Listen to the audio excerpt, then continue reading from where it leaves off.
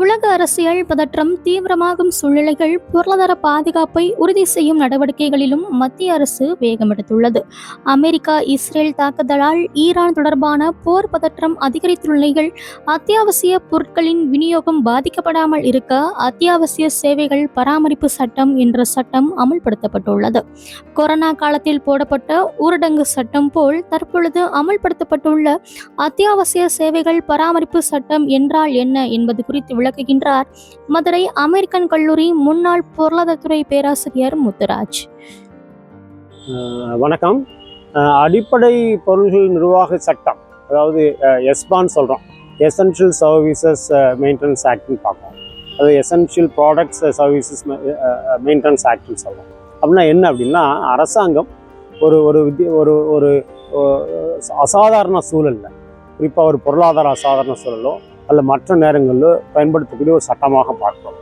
ஏன் இந்த நேரத்தில் இந்த எஸ்மாவை அரசாங்கம் கொண்டு வந்திருக்குது என்றால், உங்களுக்கு தெரியும், அமெரிக்கா ஈரான் போர் அடிப்படையிலே பல நாடுகள் பொருளாதார சிக்கலில் சூழல் ஏற்படுகிறது. இந்தியாவும் அதற்கு விதிவிலக்கு அல்ல.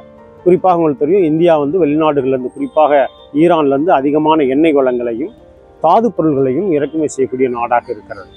நம்ம எண்ணெய் பொருள் நமக்கு தேவை என்றால், உங்களுக்கு தெரியும், இந்தியாவில் எல்லா குடும்பங்களும் எல்லா தொழில்களும், அது விவசாய தொழிலாக இருக்கலாம் அல்லது இயந்திர தொழிலாக இருக்கலாம், மற்ற துறைகளாக இருக்கலாம், குறிப்பாக ஆட்டோமொபைல் இண்டஸ்ட்ரியாக இருக்கலாம், இந்த எண்ணெய் வளங்கள் இல்லாது, சிலிண்டர் பொருளாதாரம் இல்லாத ஒரு குடும்பமோ தொழிலை இல்லை. அப்படி என்றால் நம்ம 90% மேற்பட்ட இந்த நடவடிக்கைகள் எல்லாமே இறக்குமதி செய்யக்கூடிய எண்ணெய் வளங்களை நம்பி இருக்கக்கூடிய சூழலிலே இந்த ஈரான் அமெரிக்கா போர் என்பது இந்தியாவில் பெரிய தாக்கத்தை ஏற்படுத்துகிறது. இதனால் வரக்கூடிய பொருளாதார சிக்கல்களை தீர்ப்பதற்கும் சரி செய்வதற்கும் உருவாக்கப்பட்ட அல்லது எக்ஸிக்யூஷன் நடைமுறைப்படுத்தப்பட்ட ஒரு சட்டம் தான் எஸ்மா சட்டம்னு சொல்கிறோம். ஏற்கனவே இந்தியாவில் பல தடவைகள் இந்த சட்டங்கள் உருவாக்கப்பட்டிருக்கிறது, பயன்படுத்தப்பட்டிருக்கிறது. குறிப்பாக உங்களுக்கு தெரியும், கொரோனா காலத்தில் இருக்கட்டும் அல்லது அதற்கு முந்தைய சில சூழல்களிலையும் பயன்படுத்தப்பட்டிருக்கிறது. ஏனென்றால் அடிப்படை பொருள்கள், மக்களுக்கு அத்தியாவசியமாக பயன்படுத்தக்கூடிய பல பொருள்களை எங்கேயாவது லீக்கேஜஸ் இருக்கா, சரியாக பயன்படுத்துகிறார்களா, அது அந்த ஒழுங்குமுறை சரியாக இருக்கிறதா, எங்கேயும் பதுக்கல் இருக்கிறதா, யாராவது விலை அதிகமாக கூட்டி விற்க பார்க்குறார்களா, மொனாப்பொலி லா ப்ராஃபிட்னு சொல்லுவோம், அதை முற்றுமை லாபம்னு சொல்லுவோம். ஒரு 100 ரூபாய் அரசாங்கம் 900 ரூபாய் சிலிண்டர் கொடுக்குறாங்க, அந்த சிலிண்டர் வாங்கிட்டு யாராவது 1500 ரூபாய்க்கு விற்கிறாங்களா, இப்படி பல விஷயங்களை சரி செய்வதற்கான ஒரு அமைப்பு தான் இந்த சட்டம். இந்த சட்டத்தினால் என்ன மாதிரியான பலன்கள் கிடைக்கும் என்று பார்க்கின்ற பொழுது, ஒன்று, பொதுமக்களிடத்திலே, வணிகரிடத்திலே, விவசாயிகளிடத்திலே இருக்கக்கூடிய ஒரு பயத்தை போக்கும் அரசாங்கம் சரி செய்கிறது. அரசாங்கம் ஒழுங்குமுறை சட்டம் கொண்டு வந்திருக்கிறது, அதனால் கட்டாயம் பார்த்து கொள்வார்கள். 2, நம்ம உங்களுக்கு தெரியும், இன்றைய சூழலில் நிறைய இது அதிகமான விலை கொடுத்து வாங்கக்கூடிய ஒரு பொருளாக இருக்கிறது. இன்னொன்று, அதிகமான தேவையுள்ள பொருள். எங்கெல்லாம் அதிகமான தேவை இருக்கிறதோ அதனுடைய விலை கூடும்.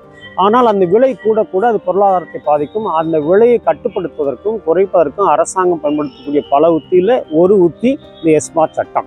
உதாரணத்துக்கு, இப்போ ஒரு தொழில், ஒரு ஹோட்டல் இண்டஸ்ட்ரி வச்சுக்கோங்க. ஹோட்டல் இண்டஸ்ட்ரியில் பெரிய ஹோட்டல் இண்டஸ்ட்ரி இருப்பாங்க, மீடியம் ஹோட்டல் இண்டஸ்ட்ரி இருப்பாங்க, சின்ன சின்ன டீ கடைகள், இட்லி கடைகள் இருக்கும்.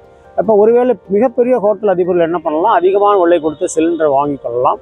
அவர்கள் அந்த சிலிண்டரின் விலையை அந்த பொருளின் விலையோடு கொடுத்து அந்த பிஸ்னஸை ரன் பண்ணலாம்.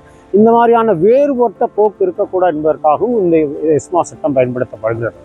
இன்னொன்று, உங்களுக்கு தெரியும், பெட்ரோலிய பொருட்களை எல்லோரும் பயன்படுத்தி கொண்டிருக்கிறார்கள். ஒரு 2 வீலர் ஆகட்டும் அல்லது 3 வீலர் ஆகட்டும், ஒரு ஆட்டோ ஆகட்டும் அல்லது பப்ளிக் டிரான்ஸ்போர்ட் ஆகட்டும், இவையெல்லாம் பயன்படுத்துகின்ற பொழுது எங்கேயாவது அதிகமான பயன்பாடும் அல்லது வேறுபாடு உள்ள சூழலும் இருந்தால் அதை எப்படி சரி செய்வது? உங்களுக்கு தெரியும், அரசாங்க தொழில்கள் இருந்தாலும் அரசாங்க அமைப்புகள் இருந்தாலும் கூட தனியார் துறைகள் இந்த முக்கியமான பொருளை நம்பி இருக்கக்கூடிய ஒன்றாக இருக்கிறது. தனியார் தொழில்கள் பாதிக்காத வண்ணம் அவர்களுக்கு குறைந்தபட்ச எரிசக்தி சப்ளை பண்ணி ஆக வேண்டும். அப்போ மிகப்பெரிய தொழிலதிபர்கள் அதிகமான சிலிண்டரை பயன்படுத்தியும் அதிகமான எண்ணெய் வளங்களை பயன்படுத்தியும் பெரும்பாலான தொழில்கள் இதை கிடைக்காத சூழல் வருகின்ற பொழுது அங்கே பொருளாதாரம் பாதிக்கும். பொருளாதார ஏற்றத்தாழ்வுகள் அதிகமாக இருக்கும். மொத்த பொருளாதார வளர்ச்சி அது ஒரு பெரிய கேள்விக்குறியாக மாறும். இப்படி பொருளாதார சிக்கல்களை தீர்ப்பதற்கும் பொதுமக்களிடத்திலே, வணிகர்களிடத்திலே ஒரு பொருளாதார அச்சத்தை போக்குவதற்குமான முயற்சியாக பார்க்கும். இன்னொன்று, எஸ்மா சட்டத்தில் ஒன்று ஒழுங்குமுறை, இன்னொன்று விலை கட்டுப்பாடு, அதோட முக்கியம் சரியான கண்காணிப்பு இருக்கிறதா. அரசாங்கம் சொல்லுகின்ற நடைமுறைகளை பொதுமக்களும் வணிகர்களும் தொழிலதிபர்களும் சரியாக நடைமுறைப்படுத்துகிறார்களா?